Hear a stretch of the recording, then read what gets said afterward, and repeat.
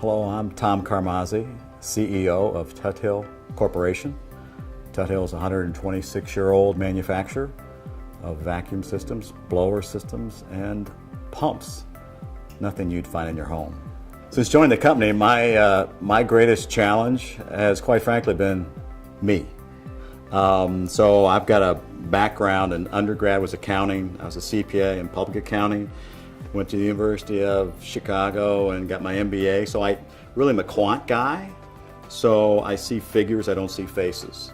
And so as I moved to Tuthill, Jay is a very personable, people-based guy. And so I truly had to change my leadership style in order to fit in and be part of that journey.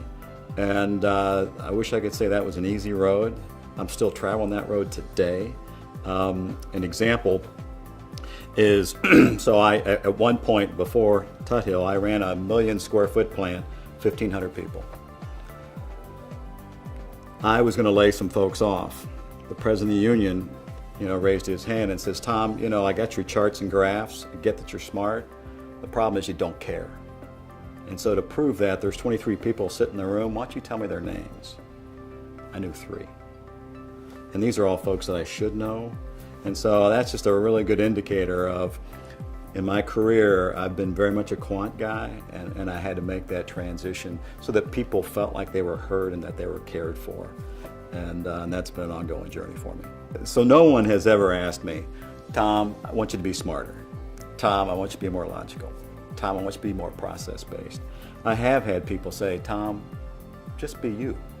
Show me your heart." And I have found that when I do that, people are amazing. I mean, they truly are. They will give me all that they have, whereas if they fear me, they shut down. And you think of yourself, Are you going to bring it all if you're afraid, or if you feel there's backstabbing, or there's infighting, or God forbid, bullying, harassment?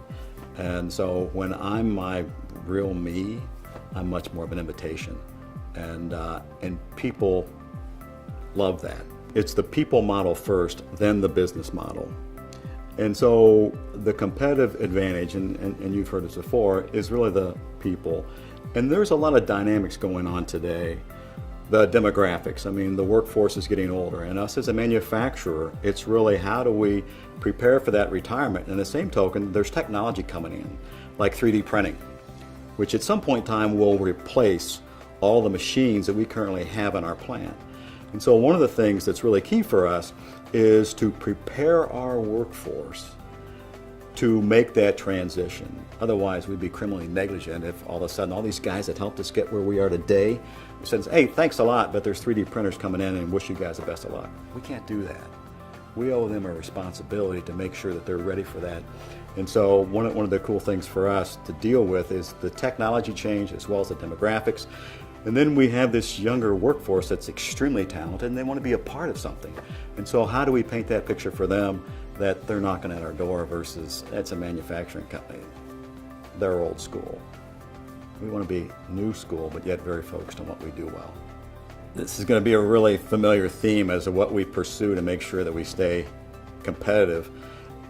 It really is all of our people structures, okay, and that as our people change, as they climb to certain levels, that we have structures that invite them to climb higher, that we have processes in place which invite those that we're hiring to come join us. And when we talk about our folks, we talk about them in 3 ways. So one is the our way behaviors, which is curiosity, clarity, grit, grace, gratitude, and love. So we want to make sure that those truly are grounded. The next is that learning spirit, or the continuous improvement spirit. And the third one is really what's on everyone's resume. It's our skills and it's our talents. And so we think about those as a whole. And how do we blend those to have our folks be as impactful as they can possibly be? And so we are always thinking about structures that bring that out of folks, because we believe we get the people model right, whatever business model that we create, we will absolutely nail it.